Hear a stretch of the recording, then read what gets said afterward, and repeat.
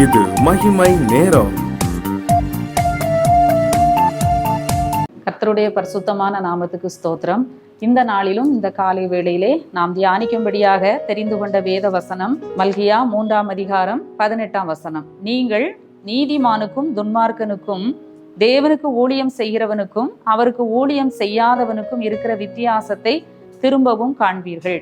நீதிமானுக்கும் துன்மார்க்கனுக்கும் தேவனுக்கு ஊழியம் செய்கிறவனுக்கும் அவருக்கு ஊழியம் செய்யாதவனுக்கும் இருக்கிற வித்தியாசத்தை திரும்பவும் காண்பீர்கள். ஒரு அருமையான வசனம். நான் சின்ன பிள்ளையா இருக்கும்போதே இந்த வசனம் எனக்கு ரொம்ப பிடிக்கும். நீதிமானுக்கும் துன்மார்க்கனுக்கும் ஆண்டவர் ஒரு வித்தியாசத்தை காட்டுவாராம். தேவனுக்கு ஊழியம் செய்கிறவர்களுக்கும் அவருக்கு ஊழியம் செய்யாதவர்களுக்கும் ஆண்டவர் ஒரு வித்தியாசத்தை காட்டுவாராம். நேற்றைய தினத்திலே ஆண்டவர் இஸ்ரவேலருக்கும் எகிப்தியருக்கும் வித்தியாசத்தை காட்டினதை நாம பார்த்தோம். இஸ்ரவேல் ஜனங்களுக்கும் எகிப்திய ஜனங்களுக்கும் ஆண்டவர் என்ன வித்தியாசத்தை காட்டினார் சொல்லி நம்ம தியானித்தோம். இந்த நாள்ல ஆண்டவர் என்ன வித்தியாசத்தை ஆண்டவர் காட்டுவாராம்?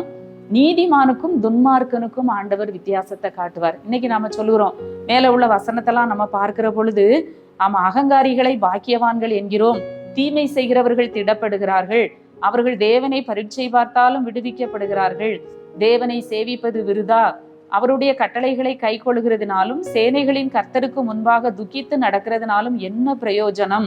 இப்படியெல்லாம் இன்னைக்கு மக்கள் பேசுகிறதை நாம பார்க்கிறோம்.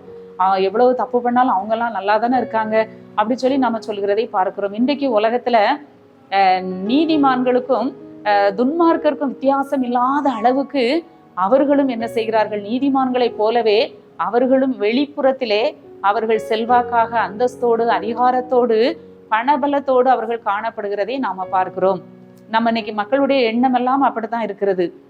அவங்களும் நல்லா தானே இருக்காங்க அப்படின்னு சொல்லி நம்ம நினைக்கிறோம். ஆனால் வசனம் சொல்கிறது, நீதிமானுக்கும் துன்மார்க்கனுக்கும் ஆண்டவர் என்ன செய்வாராம்? வித்தியாசத்தை காட்டுகிற தேவன். ஆண்டவர் அந்த சுவிசேஷத்துல நாம பார்க்கிறோம், அந்த உலகத்துல அந்த பயிர் வளரும் போது களைகளும் சேர்ந்து என்ன செய்யும்? வளரும்.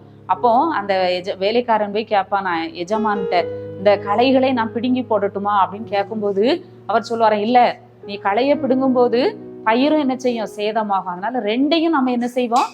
வளர விடுவோம். ஒரு நாள் வரும், அறுப்பு காலம் வரும்போது முதலாவது போய் என்ன செய்வாங்களாம்? களைகளெல்லாம் பிடுங்கி அதை கெட்டி அக்னியில என்ன செய்வாங்க? சுட்டெரிப்பாங்க. சுட்டெரிக்கப்படுவதே அதன் முடிவு. அந்த கோதுமை மணிகளெல்லாம் களஞ்சியத்துல கொண்டு போய் சேர்ப்பாங்க. தேவ தூதர்கள் வந்து என்ன செய்வாங்களாம்? இந்த கடைசி நாட்கள்ல அந்த துன்மார்க்கரெல்லாம் என்ன செய்வாங்க? அப்படியே அவங்க கூட்டி சேர்த்து அக்கினி சூளையில போடுவாங்க. அங்கே அழுகையும் புலம்பலும் பற்கடிப்பும் உண்டாயிருக்கும். ஆண்டவருடைய பிள்ளைகளை பரலோகத்துல கொண்டு போய் சேர்ப்பாங்கன்னு சொல்லி நம்ம புதிய ஏற்பாட்டுல பார்க்கிறோம்.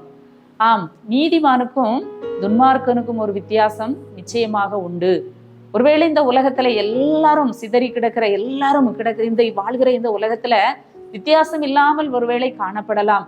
அவங்களும் நல்லா தானே இருக்காங்க, அவங்களுக்கு என்ன குறைன்னு சொல்லி நினைக்கலாம். ஆனா ஆண்டவர் ஒரு நாள் என்ன செய்வார்? வித்தியாசத்தை காட்டுவார். உண்மையாய் நடக்கிறவர்கள், ஆண்டவரை தேடுகிறவர்கள், ஆண்டவருடைய பிள்ளைகள், பரிசுத்தமாய் நடக்கிறவர்கள், பாவத்துக்கு விலகி வாழ்கிறவர்கள், தீமை செய்வதற்கு பயந்து, கர்த்தருக்கு பயந்து நடக்கிறவர்கள், அவர்களுக்கு நிச்சயமாக ஆண்டவர் ஒரு நாள் வித்தியாசத்தை காட்டுவார் என்பதிலே சந்தேகம் இல்லை. இன்னும் கூட அந்த நம்ம நீதிமொழிகள்ல எல்லாம் நம்ம பார்க்கிற பொழுது துன்மார்க்கனுக்கும் நீதிமானுக்கும் உள்ள வித்தியாசத்தை நாம பார்க்கிறோம். துன்மார்க்கனுடைய விளக்கு அணைந்து போம், நீதிமான்களுடைய விளக்கோ நடுப்பகல் வரைக்கும் அதிகமாய் பிரகாசிக்கிற சூரிய பிரகாசம் போல இருக்கும் என்று சொல்லி நாம பார்க்கிறோம். ஆமாம், நீதிமான்கள் தங்களுடைய பிதாவின் ராஜ்யத்திலே அவர்கள் என்ன செய்வாங்க? அவங்க பிதாவின் ராஜ்யத்திலே சூரியனை போல அவங்க பிரகாசிப்பாங்க. துன்மார்க்கர் என்ன செய்வாங்க? அழுகையும் பற்கடிப்புமான இடத்துல அங்கே போடப்படுவார்கள் என்று சொல்லி நம்ம நிறைய காரியங்களை பார்க்கிறோம். இன்னும் கூட ஆண்டவருக்கு ஊழியம் செய்கிறவனுக்கும் செய்யாதவனுக்கும் இருக்கிற வித்தியாசத்தை ஆண்டவர் காட்டுவேன் என்று சொல்லுகிறார். நிச்சயமாக ஆண்டவருக்கு ஊழியம் செய்கிற பிள்ளைகளை ஆண்டவர் வித்தியாசமாக ஆசீர்வதிக்கிற தேவன். ஊழியம் செய்கிறவர்களுக்கும் செய்யாதவர்களுக்கும் ஒரு வித்தியாசம் உண்டு என்று சொல்லி ஆண்டவர் சொல்லுகிறதை பார்க்கிறோம். ஆண்டவர் சுவிசேஷத்துல யோவானிலே நாம பார்க்கிறோம், ஒருவன் எனக்கு ஊழியம் செய்வானானால் அவனை பிதாவானவர் கனம் பண்ணுவார். ஒரு எஜமானனுக்கு ஒரு சின்ன தொண்டு செய்தாலே அந்த எஜமான், அந்த ஊழியக்காரன் என்ன செய்வான்? கனம் பண்ணுவான். ஒரு எஜமானுக்கு ஒரு ஊழியக்காரன் இருக்கான், அந்த எஜமானுடைய வேலைகளையெல்லாம் அந்த ஊழியக்காரன் செய்கிறான். அந்த ஊழியக்காரனுக்கு அந்த எஜமான் நிச்சயமாக அதற்குரிய பரிசு, அதற்குரிய கனத்தை அந்த ஊழியக்காரன் என்ன செய்வான், ஊழியக்காரனுக்கு அந்த எஜமான் கொடுப்பார். அதுபோல ஆண்டவருக்கு நம்ம ஊழியம் செய்யும் போது, ஏதாவது ஒரு விதத்துல நம்ம ஆண்டவரை மகிமைப்படுத்தும் போது, அவருடைய வேலையை நம்ம செய்யும் பொழுது நிச்சயமாக ஆண்டவர் அதற்கு பலன் கொடுப்பார். ஊழியம் செய்கிறவர்களுக்கும் செய்யாதவர்களுக்கும் ஒரு வித்தியாசம் உண்டு என்று சொல்லி ஆண்டவருடைய வார்த்தை சொல்லுகிறது. இன்னும் கூட நம்ம ஏசாயா 65ஆம் அதிகாரத்திலே நாம பார்க்கிறோம், 13-14ஆம் வசனத்திலே நாம பார்க்கிறோம், என் ஊழியக்காரர் புசிப்பார்கள், நீங்களோ பசியாயிருப்பீர்கள். என் ஊழியக்காரர் குடிப்பார்கள், நீங்களோ தாகமாயிருப்பீர்கள். என் ஊழியக்காரர் சந்தோஷப்படுவார்கள், நீங்களோ வெட்கப்படுவீர்கள். ஊழியம் செய்தவர்களுக்கும் செய்யாதவர்களுக்கும் ஆண்டவர் ஒரு வித்தியாசத்தை காட்டுகிறதை நாம பார்க்கிறோம். என் ஊழியக்காரர் மன மகிழ்ச்சியினாலே கம்பீரிப்பார்கள், நீங்களோ மன நோவினாலே அலறி ஆவியின் முறிவினாலே புலம்புவீர்கள். எல்லாம் ஊழியம் செய்தவர்களுக்குள்ள ஆசீர்வாதம், ஊழியம் செய்யாதவர்களுக்குள்ள சாபத்தை நாம பார்க்கிறோம். நாமும் கூட ஆண்டவருடைய பிள்ளைகளாக, நாமும் கூட நீதிமான்களாக வாழும்போது, ஆண்டவருக்காக ஏதாவது ஒரு ஊழியத்தை நாம செய்கிற பொழுது ஆண்டவர் அதற்குரிய வித்தியாசத்தை ஆண்டவர் காட்டுகிற தேவனாக இருக்கிறார். தேவனை தேடுகிறவர்களுக்கும் தேவனை தேடாதவர்களுக்கும் ஒரு வித்தியாசம் உண்டு. ஜெபிக்கிற பிள்ளைகளுக்கும் ஜெபிக்காத பிள்ளைகளுக்கும் ஒரு வித்தியாசம் உண்டு. நிச்சயமாக ஆண்டவர் தேவனை தேடுகிறவர்களுக்கு ஒரு பலனை அளிக்கிறவராக இருக்கிறார். அவரை தேடுகிற பிள்ளைகளை ஆண்டவர் வித்தியாசமாக ஆசீர்வதிக்கிற தேவனாக இருக்கிறார். நாமும் கூட சிந்தித்து பார்ப்போம், நாம் நீதிமானாக இந்த உலகத்திலே வாழ்கிறோமா? நாம் ஆண்டவருக்கு ஏதாவது ஒரு விதத்திலே பிரயோஜனப்படுகிறோமா?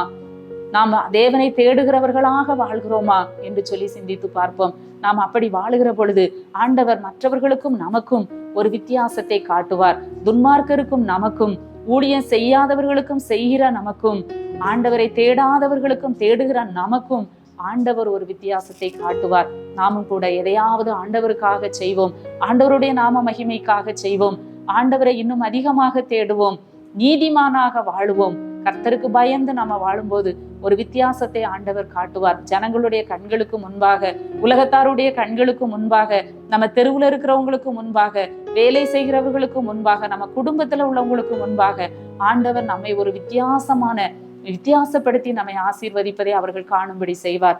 ஆண்டவருடைய முகத்தை நோக்கி பார்த்து ஜெபிப்போம். நல்ல தகப்பனே, காலை வேளைக்காக நன்றி செலுத்துகிறோம். இந்த நாளின் காலையிலே ஆண்டவர் எங்களுக்கு கொடுத்த நல்ல வார்த்தைக்காக நன்றி செலுத்துகிறோம். ஆண்டவரே, நீதிமானுக்கும் துன்மார்க்கனுக்கும், ஊழியம் செய்கிறவர்களுக்கும் செய்யாதவர்களுக்கும், தேவனை தேடுகிறவர்களுக்கும் தேடாதவர்களுக்கும் ஒரு வித்தியாசம் உண்டு என்று சொன்னீர். ஆண்டவரே, நாங்களும் கூட நீதிமான்களாக, உமக்கு ஊழியம் செய்கிறவர்களாக, உம்மை தேடுகிறவர்களாக காணப்பட, உம்முடைய ஆசீர்வாதத்தை பெற்றுக்கொள்ள எங்கள் ஒவ்வொருவருக்கும் ஆண்டவர் கிருபை தாரும். இந்த நாள் முழுவதும் உங்க பிரசன்னத்திற்குள் எங்களை மறைத்துக் கொள்ளும். மீட்பர் இயேசு கிறிஸ்துவின் மூலம் ஜெபிக்கிறோம் நல்ல பிதாவே, ஆமேன்.